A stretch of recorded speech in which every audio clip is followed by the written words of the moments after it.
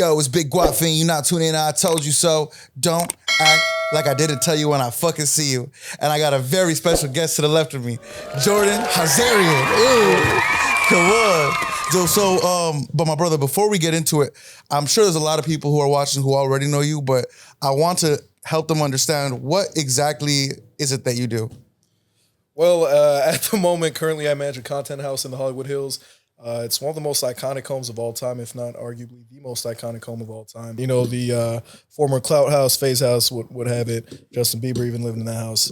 And we're doing our thing. I mean, we're producing over 300 million views a week just on organic clipping. That's not even our clippers. And yeah, man, we're happy with the success we're having. It's not without its speed bumps, but you know, we're getting through it as a team, and I'm happy with where we're at. Yeah. Well, I like the. Oh man, this guy's media trained. Hold on. No, if you see my clips, you know I'm not. I know. You know what? You're right. But you were basically one of the founders of the MILF House. Correct. Right? Because the internet, one day we wake up, it's sprung on the internet, MILF House. Yep. So I want to get into your story and how you got here in a little bit, but where does that even start, MILF House? Wow. Okay. So it all started, if you really want me to get to the origin story, it started with these kids I was renting cars to. I'm not going to really say how they made their money, but they're making money in a dirty way. They ended up getting caught up with the feds.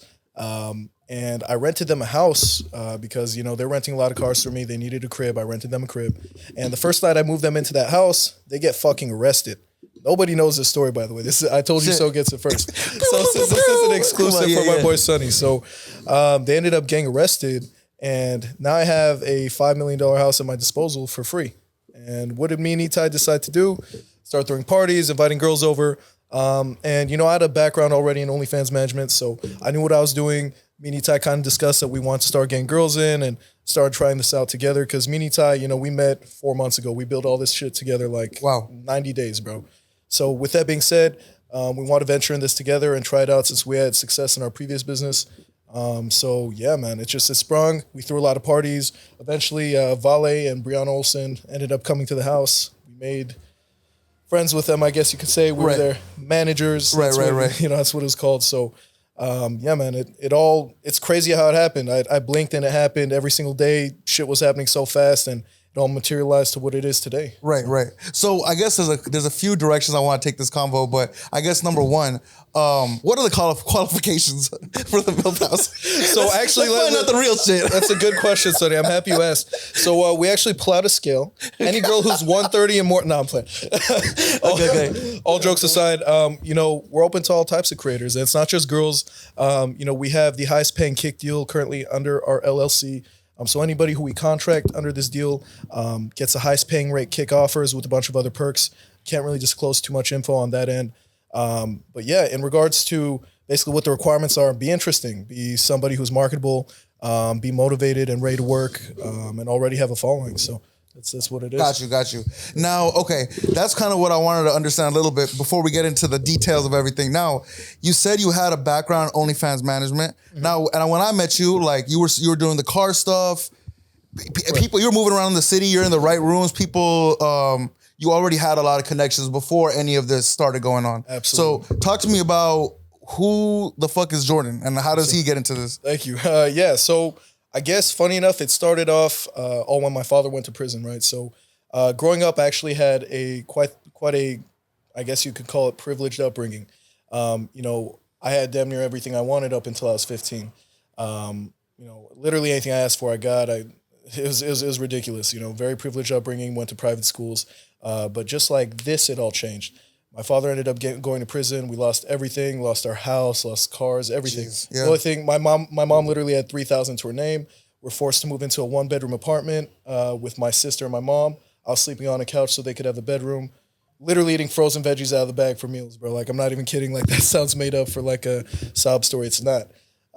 And, you know, I was very good at basketball at the time. I put that aside, put my hoop dreams to the side. And I was like, shit, now I got to make money. He was supposed to go to the first round draft pick. That's what I'm saying.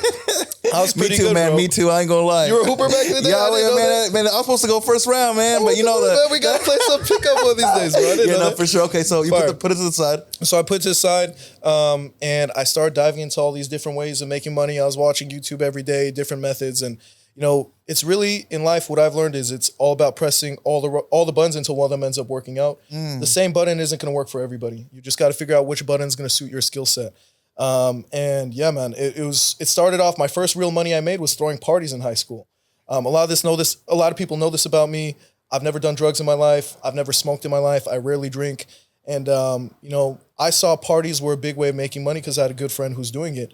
And instead of being a part of the degeneracy, I was actually just fucking getting venues. And I was like 17 doing this, bro. Getting venues, getting a DJ, getting security, and throwing parties. So there were some nights I was making over 10 grand a night. And mind you, this is all happening in LA. Because I think people... All in LA. Some people who don't understand. Correct. This is all in LA. Okay, cool. All in LA. Right.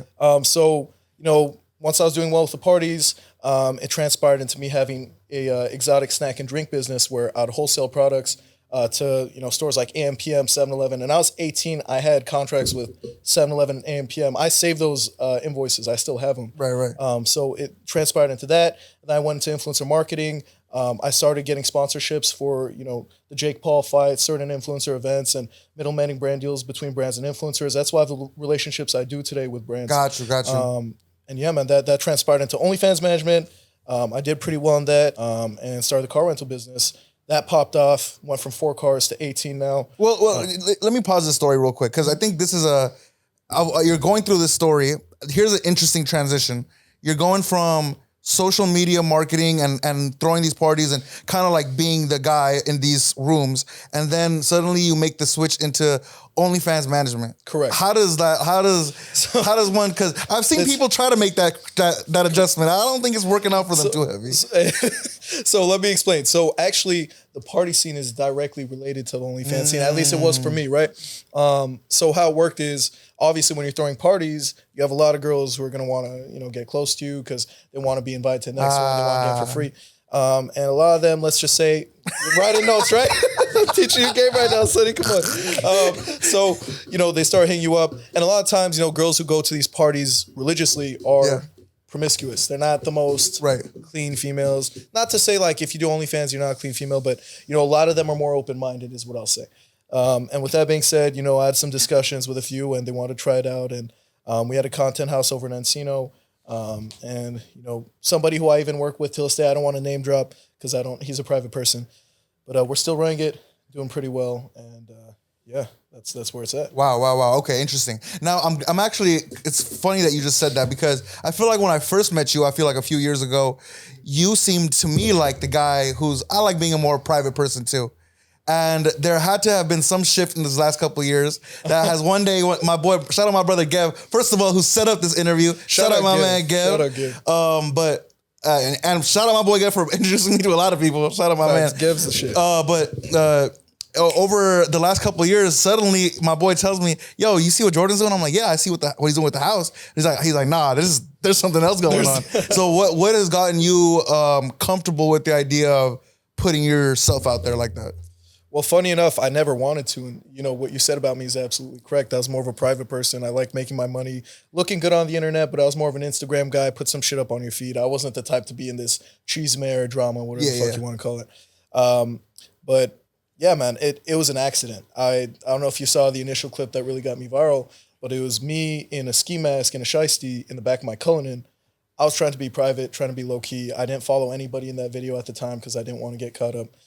But one thing left to another, shit happened, and everybody somehow found out my identity overnight.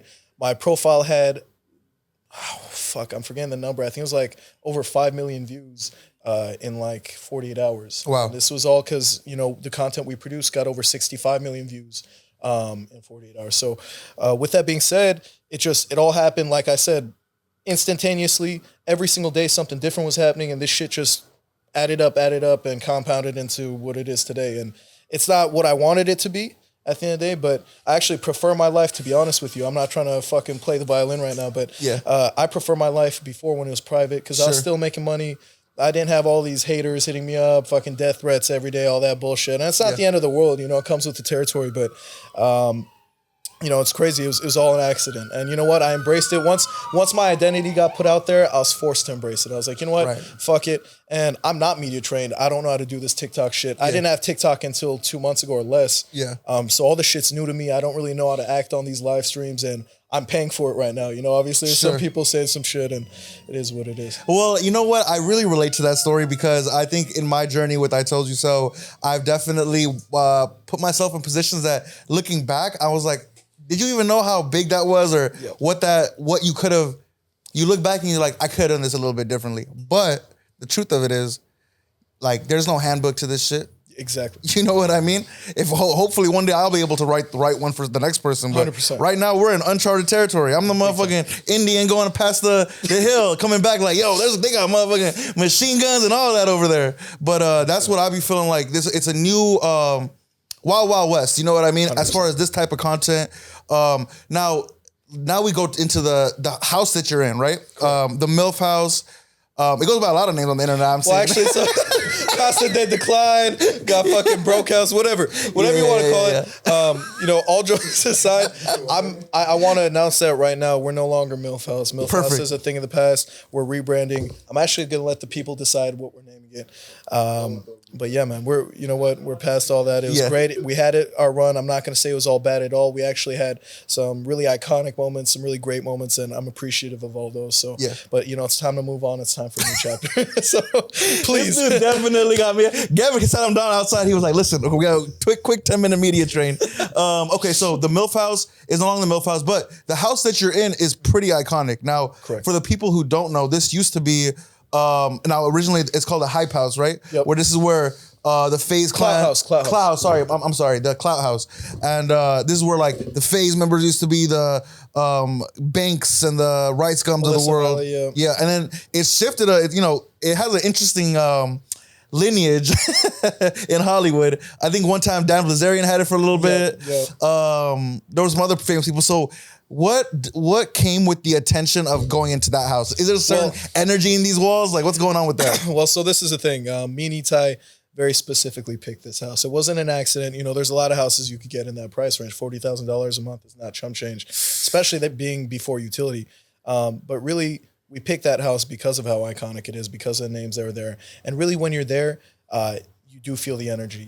You're like, this isn't it's not like a homey place, if that makes sense. I never wake up and I'm like, I'm at home. You know what? I wake up, I'm like, I'm at fucking work. I look out, I see that view. Nothing but motivating. When I think about the people that have been here, when I was fucking 14-year-old me right now, I'd be fucking freaking out. Like, what the fuck? You're living in the Clout House? Like, I was watching all Rice Gum shit, all FaZe Clan shit. So absolutely fucking iconic, bro. And it's a blessing. Like, it's really humbling. I do get a lot of hate and sometimes it brings me down, but I sometimes I'll be like, what the fuck am I moping about, bro? Like, if I was a little kid and I saw me here, I'd be really proud of myself. And yeah, man, it comes with an energy for sure. Okay, yeah. And that's interesting you brought that idea because I'm sure outside of just being in that house, but everything that's been going on these last few months, which is insane to think about, it has come with a lot of hate as well. Oh, yeah. And I want to dive into this during this segment of our conversation. Let's do it. So, number one, as being somebody who loves being, you know, when I first met you again, like you were a very private person,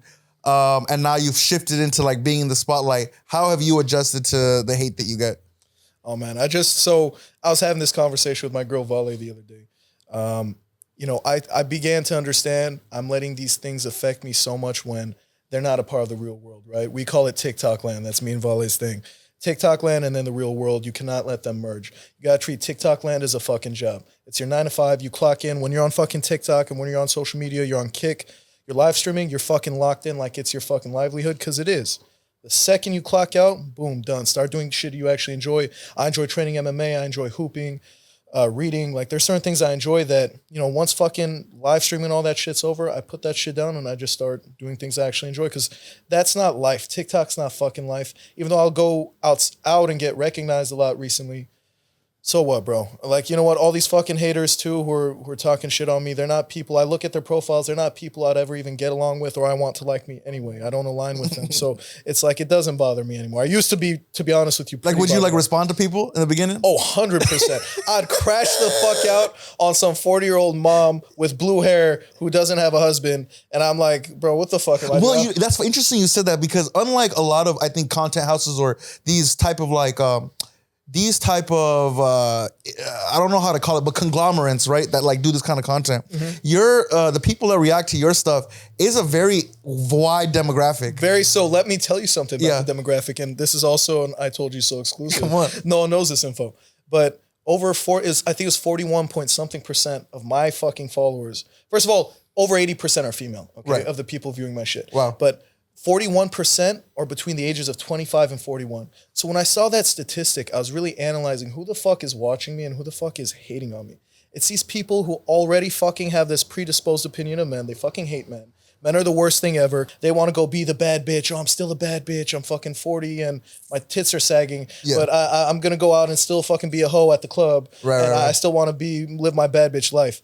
And you know what? Those are the people who are fucking hating on me, and they're the ones who support Bri, because you know, I'm not going to go talk shit on people, because even though Brianna Olsen is not a good human being, I'm not going to go there.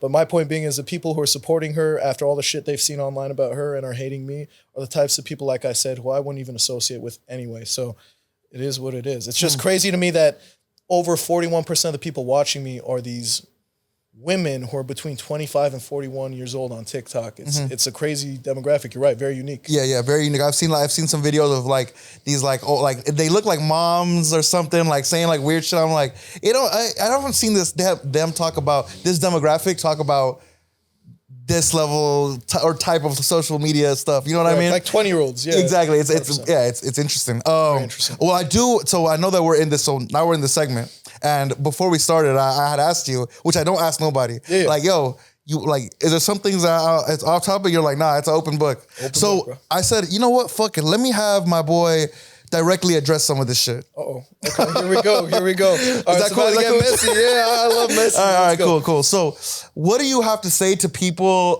What do you have to say to people when they bring up the 40%? 4%. Well, it's very simple.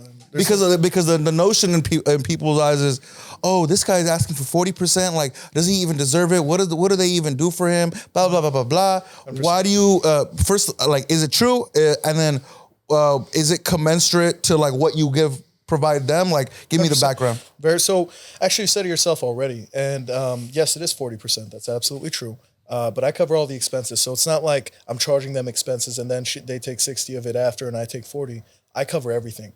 The rent, including utilities alone. So it's about $40,000 for the rent and then another $6,000 to $7,000 in utilities. Right. And then there's a lot of other expenses that people aren't seeing that go with this. All in all, I'm spending over $80,000 a month, and that's before my car payment. So I have a lot of overhead nobody fucking knows about. Everybody wants to act like these people made me. They didn't. I'm the one providing the resources. So you know what? I don't know how these other people do business, but 40% is more than fair for what I'm giving them in return. I'm not in this business to fucking lose money, even though I have been losing money. I'm actually over $180,000 negative right now still, even after getting paid. I'm glad you brought that up. I want to bring that up later, but go ahead. Continue doing your thing. So my point being is, all these people telling me how to run my business, they clearly don't know how to run a business, because if they were running this business and they're taking anything less, they'd be running the business to the ground.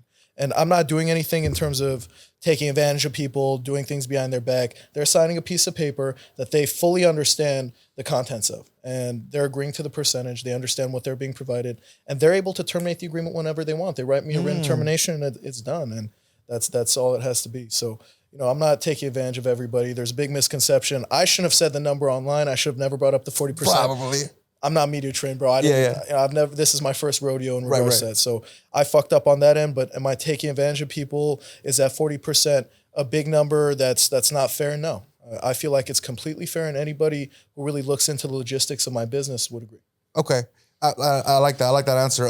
Now from the outside looking in, let's say I were to hear somebody. Let's say I didn't know you at all, and I saw somebody saying this, and I had to ask myself, because I don't judge, but I'll ask myself, is it profitable? Like after the 40%, like are you actually like, how much of it right now is like growth stage, like there's fluctuations, XYZ, or how much of it is like, yo, this is actually a viable business? Listen, man, still in a big hole. I'll say that much. But you know what? It's a very viable business. And if you do it consistently and people are actually paying you on time, very profitable. But it's not going to be profitable for the first few months. And that's just with any business that has potential to expand. And I'm not afraid of that. I'll put my money where my mouth is. I'll bet on myself 10 times out of 10. I'm going all in. And that's what I'm doing. These two people who are bigger creators that I had signed, they did some slimy shit. They left, but you know what? I'm all in on myself, and I'm not the type to have my back against the wall and just quit and put up the white flag. Yeah, I'm gonna go all in this bitch, and let's see what I can make out of it. I believe in myself. Come on. So this kind of leads me into the two people in question. Now I'm not super familiar with this world. I've just gotten tapped in, but it appears to be this Bri character, and is his name Santos? Yeah. Okay, so these two people now. Can you give me the Spark Notes version of how you met both of them? Yeah, absolutely. So, like I said, Brianna Olsen, I met her through this 17-year-old scammer kid who was living in my house, the first house I had. I didn't know he was a scammer. I also didn't know he's 17, but he's just a con artist. He's the one who brought her in to a party of mine. And we met them, and like I said, we had such a good time that they approached us about managing them. They saw my background on Instagram. We chopped it up and we got along really well. And even business wise, we did really well. I'm not going to sit here and thrash her completely. We had a lot of good moments, and I'm not going to say like all those were fake because they weren't. But you know what? That's how I met her. Things have progressed how they have, and the lawyers are going to take it from here with that person. Got you. And then in regards to Santos, please. We're in Miami. We got flown out for a podcast. One of the Bop House girls flew out Bri to do a podcast. So we're all in Miami. Me and Itai being the big ballers, we fucking rent out one of the biggest yachts they had available for that. We're in the Cullinan. We're doing our shit, So big Miami move. Miami, you got to come in with some paper to have some fun for sure. Exactly, bro. You got to have paper. So me and Itai came stacked. We had a sick-ass B&B. I don't know who invited Santos exactly, but Santos ended up coming over. Me and him chopped it up. He's like, hey, I could bring Jack Doherty around. I was like, you know what? Then we're going to fucking rent this sick-ass yacht. Let's fucking run it. Let's make it a sick-ass stream. And sure enough, it was. It not only broke Jack Doherty's streaming record all-time, it also broke Party.com's all-time platform streaming record. So wow. we're their biggest stream of all time, and that still stands. Something I'm very proud of, and that's how I met Santos. Because of that, he brought some big names around while we're in Miami. He acted like a brother to me, and he seemed like a genuine guy. Despite what Vale told me about him, Vale told me not to bring him fucking over to the house. But, after I saw the value he brought, I couldn't help but do it because, it's a good business move. It appeared to be at the time a good business move. Right. And yeah. So, okay. So, people can dive into this world and figure out how they feel about whatever's going on. As of right now, like you guys don't talk to each other. Is that what's happening? I mean, they sent a foot soldier to talk to me today, do their talking for them. Didn't go their way. Right now, they're going to be speaking with my lawyers. They've done a lot of stupid shit that they're going to have to answer for. And another I told you so exclusive that I'm not really telling anybody about is I have an ace up my sleeve. And it's somebody who has lawyers that have been the lawyers for the richest family in the fucking world for the last 400 years. They're the lawyers who represent that family. And that's all I'm going to say. They're motherfuckers to deal with. So good luck to them. Yeah. Chat GPT, what is the most popular? You know what? I'm a name drop, chat. I'm a name drop. Rothschilds. The Rothschilds. Oh, shit. Okay, anyway. Let's not take too much now. They might come after my ass. Okay, you have this going on now. Again, I don't know too much about this world, but apparently these two have fled the not the country, but like kind of the country. they went overseas. Yep. Now, is there the clip that I saw go viral for you is some interaction where you basically kick Bri and I guess Santos out to the curb? Well, no. So what happened in that clip is I was tired of the disrespect. They kept telling me they're going to pay me. One day turned into two turned into 5. I was fed up. The way Bri was doing it, I was telling her, hey, listen, you got to pay me. Let's meet tonight. Let's go over everything. You can see all the transactions, and we'll go over the exact amount you owe me. Oh, I can't. I'm busy right now. In a very sarcastic, bitchy tone. Like she's not even trying to cooperate. So I hate when they do that, man. So I was like, you know what, bitch? I'm changing your fucking door code. Fuck you. You're not fucking getting in your fucking room. It's my fucking house until you fucking pay me my money. And by the way, that I wasn't asking for all the money. A small portion of what she owes me. And here's a hot take. Guess what? I never touched any of her fucking money. People are claiming I stole her money. I didn't touch any of her fucking money until 3 months in. And I'm like, hey, give me, besides the 20 grand that we sent out for rent. But other than that, the 40% she owed me, I rolled it over for 3 months because I didn't need it. I didn't need 40,000. So, 40%, excuse me. So with that being said, you know, that's what happened. And they're getting highly disrespectful. Santos wanted to step up, trying to play macho guy, and I got in his fucking face and it hurt his ego. And I'll tell you something about Santos. There's a video, I don't know if you've seen it on my TikTok, of me beating the shit out of him. Have you seen that video? No, I haven't. Okay, it's like I know what I'm going to do after this interview. Well, I'll show you. You'll like it. So 600K views. And this is just gloves in the home gym of ours. So very tight space in boxing gloves. I wasn't allowed to throw kicks, throw knees, none of that. Yeah. And this is when I like the guy. So imagine what I do when I don't like the guy and I'm allowed to do whatever I want to him. Right. Anyway, not going to get into all that. But yeah, we're boxing. I beat the shit out of him. And his ego was so hurt that he's asked me on 2 separate occasions, take the fucking video down. Like, I'm getting shitted on this, that. And I was like, listen, bro, it's content. It's all in the name of content. And his ego is really hurt. So yeah. That's where it is. That's where it is right now. Yeah. Well, so there's kind of this interesting. So there's kind of this. I want you to clarify this. Another segment of, I think, why people are throwing shade. So there's a lot of females I've seen, mostly, of course, that are saying, oh, this guy is some Andrew Tate, son of Andrew Tate, and all he's doing is fucking manipulating people to do what he wants. Yeah. You know what I mean? I think number one, that's people who even say that kind of stuff is weird. Exactly. And then they bring your relationship into it sometimes. So what's the deal with that? Let me tell you. Well, the relationship part of it's a very simple equation. They've never had a man treat them as good as I treat my girl.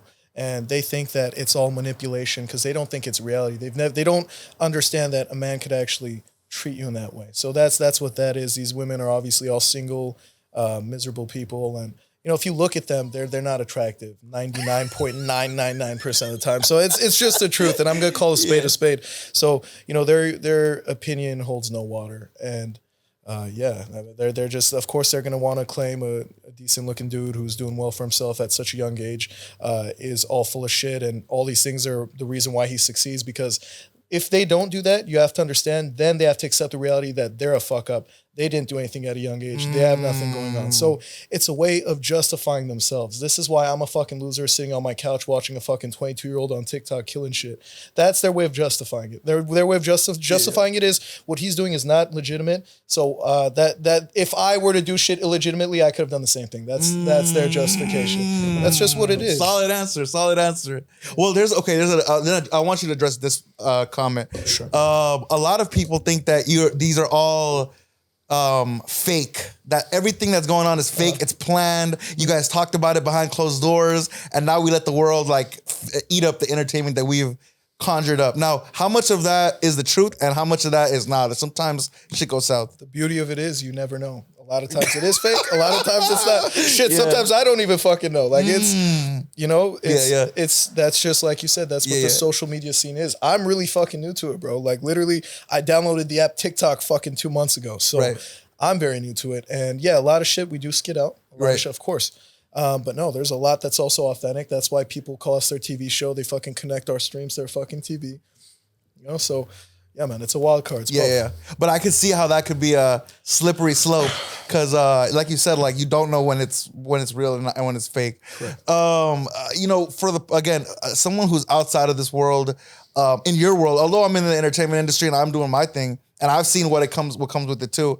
Your world is very interesting in the fact that they really want to invest in people, thought-wise. They put a lot of brain power into people. Yes. You know, my content can go viral, but like it's really the people that are involved in all these scenarios that they're very invested in. Yeah, invested in. So if there was a kid, let's say that someone just the same age as you, doesn't have a lot of following yet, you know, let's say they have like 5,000, 10,000 type people. Is there any type of advice that you would give somebody who wants to enter this kind of space? 100%. Well, firstly, I'd ask you, What kind of content do you want to make? How do you want to be perceived on the internet? Because I by no means am a fucking expert. If I was perceived how I wanted to be, I clearly wouldn't be in the shithole that I'm finding myself in. But I'll say this much. You know what? Live streaming is, first of all, in its infancy. I think live streaming has a lot more room to grow. And I think that's really the way to go right now. There's no way to exponentially gain a following other than live streaming. And just be interesting, be genuine. Don't ever try to be a character online that you're not. I believe highly in faking it till you make it. But at the same time, one thing you don't want to do is do something that's naturally against your personality. You want people to feel you're being genuine. So whatever it is that's going to fit with your personality, I'll tell you to pursue it that way. Focus on live streaming. Do fake it till you make it. You got to a certain degree. Put yourself in the right rooms. I always made sure I put myself in the right rooms. And when I was in those right rooms, I made sure I was noticed. I made sure I was the one buying the most expensive plate at the fucking menu. I was putting my cart, bro. I did some crazy so what I'll do is, if I set up a meeting somewhere, I'd give the restaurant my card and have them pay for it before like anything happened. They'd never even bring the bill out. The meal would already be taken care of. And after the meal, people would be like, wait, who the fuck paid for the bill? And they'll just point at me and I'll just walk away. And it's like little shit like that that makes the biggest of differences. So do the little things that people don't do, that they don't think about, and put yourself in the right rooms. That's really what it's about. It's who you know in LA. Right. Bro, you know, there isn't a lot of Armenians in this entertainment space. It's something about, I think, you know, the Armenians, like, very respectable, but they like staying in the shadows, hidden. You know what I mean? You might pop out wagon, you know what I'm saying?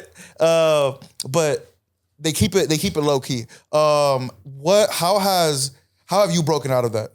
Oh man, I'll tell you this much. I've been looked at as more of an Americanized Armenian, but I'm really in tune with my culture.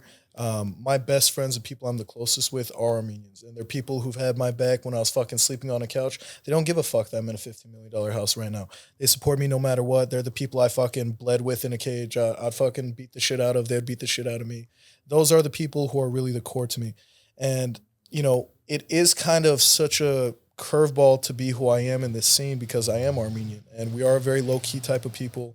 You'll see us pull up in the Cullina's, the Ferraris, you know, but, you know, always low key, always, you know, there's also the Armenians who fucking they boast and they fucking show everything off. But for the most part, we're very low key people. Our culture is to be very tight knit and not fucking be out there and, you know, mixing with everybody. And, you know, as we're talking about this, it's funny you say that because I'm thinking I have homies in Kansas City. So when I went out with my boys, Armenian homies, when we went out there, they've never heard of Armenians. They're like, oh yeah, Kim Kardashian. And now I'm like, you know what?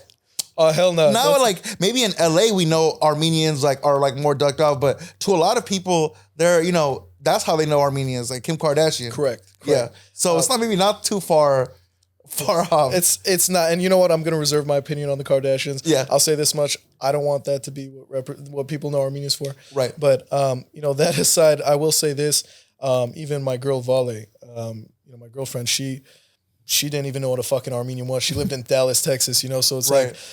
I didn't understand people don't know who we are because in LA we're very significant. Like little Armenians right here. Yeah, exactly. Yeah. Like I'm not gonna say we run shit, but we do very good. Who's Armenian? You see a nice car and it's in fucking the Valley. It's an Armenian usually. You know, 95% of the time, and it's something I'm proud of. I'm very proud to be a fucking Armenian. But yeah, man, it's very weird to be out there like this, being an Armenian. Culturally, it's very off. From what we typically are. Sure.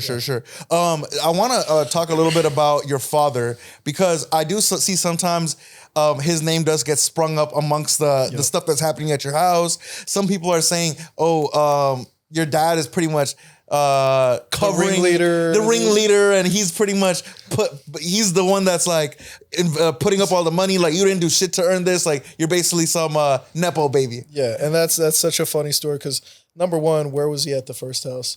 Number two, bro, I don't know if you guys know how fucking jail works, but my dad can't even have a fucking bank account. So people are fucking crazy for thinking that. My dad came out with absolutely $0. Me and my dad, like, are best friends, man. We went from father and son to when he came out of jail, he's like my best bro. Like, I love my dad to death, but he has absolutely no association in this business. I brought him to the house about a month. It was like about, I want to say beginning of the second month, I brought him in because, to be honest with you, shit was hectic as fuck. Crazy parties every day, fights happening, this, that. My dad's a mature guy. He's a bigger guy, scarier looking. And when I'm not around, he's my eyes and ears. You know, he gives me advice. And my dad, he gives me a lot of wisdom. When there's a situation and I'm not 100% sure on how to handle it, I consult with him. Like, hey, listen, this is what's going on. These people are acting like this. How do you think I should go about it? But by no means has my dad been financially involved. Not only has he put $0 into this, he's made nothing off of this. So, yeah, for people to say my dad has involvement and they make all these fucking P. Diddy fucking conspiracy theories. Right.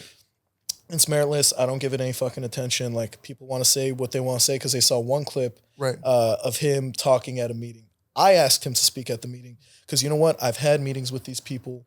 It was not going the right way. They wouldn't fucking listen to me. They'd say yes, they'd nod their heads and then go do the same bullshit they'd always do. So, you know, I thought hearing it from a different voice who was more maybe authoritative because they look older, they're a scarier looking guy. I thought, you know, maybe it set the precedent for people to start acting right more. And that's all it is. That's all it ever was. And, you know, my dad's just there because he loves me and he supports me. And if people have a problem with that, they could suck this dick. I ain't give a fuck. So that's what it is. Yeah. I like that, man. I like that. Thank you for clearing that up. Absolutely. Have I, you know, but before we, first of all, love this conversation. I think for the people in our world, it gives a look into, you know, first basis of like, okay, what's going on in this world that you've been creating, bro. For congratulations on this. It's a whole new world. Man. It's like it's not easy. It's not easy to create. Like, people think that this shit like just falls in your lap. You got to constantly be thinking about, how do I create a whole universe behind this story that I'm trying to tell? And I really appreciate what you got going on, and I respect it, first of all. But I really want the opportunity. The next time we have a conversation, I want to pull up to the crib. Maybe once you figure out the name, we'll do we'll pull up, do a little brand launch interview. Absolutely, bro. You better. You know what I'm saying? I'm counting on you. Easy. Is there anything that we haven't talked about that for the people who are just getting introduced to who Jordan is and what he's doing as far as this new social media space? Is there anything you else want to clear up? Yeah, man. Not necessarily anything I want to clear up. I just want to say, you know, I know how I'm perceived right now online. I'm not going to let it discourage me, but mark my words, you're going to still see me around. You're going to see me around in big ways. You're going to see me doing positive content with really big creators. I'm not going to stop. This is only the beginning for me. And, you know, at the end of the day, I do deserve some of the hate I got because I didn't know how to do shit in the social media world. I was saying some of the wrong things. I was being a crash out. I was being over emotional. But you know what? I'm learning as I go, just like all of us. I'm human just like any of you are. And I'm about to fucking really make my mark. You haven't seen anything yet. And, Just go. Clock that. I promise you. I like that. My brother, what do people have in store? Like, so you're gonna give them an opportunity to help you name this new house. 100%. And like, is there anything else people have looking forward to? Like, oh, we're gonna see him do this. Any plans? Oh yeah, big time. So, first of all, you're gonna see a lot of content giving back and me showing people the ropes. You know, obviously, again, I understand I have a negative online perception, but I have also had a lot of successes. And if you look at everything on paper, all black and white, all emotions aside, whether you like me or not aside, I've done some commendable things. I've done some exceptional things for my age, and I'm blessed to have done it, and I'd like to help other people do it. So, you know, right now I'm really focused on, first of all, getting myself right on track, getting the right people around me, the right type of creators around me. And once I'm able to do that, I'm really going to focus on showing other people how to succeed. I think, you know, right now more than ever, there's a million ways to make $1 million, and there's no fucking excuse. If you want to succeed, you're going to fucking succeed. And it's never been easier. So I want to show people how to do that. A lot of my content after I fucking figure my own shit out is really going to be geared towards that. So I'm excited for it. Hell yeah, my brother. Well, I appreciate you for sliding through, having this conversation. I like the idea of our crowd and our supporters rocking with this new wave that you got going on. I'm excited to see what else you're gonna pop out with. But man, we're gonna keep this going, and I'm gonna do that brand launch interview with you, and I want to see what you got going on then. My brother, anything else you want to say to the people? Love, bro. Yeah, Jesus Christ is our Lord and Savior. Amen, bro. Love you. Love to Sonny. Love to I Told You So. Love to Gav. Shout out my brother Gav, man. Yo, it's Jordan, Guap, I Told You So. Don't act like I didn't tell you when I see you. And on that note, we out. I told you so.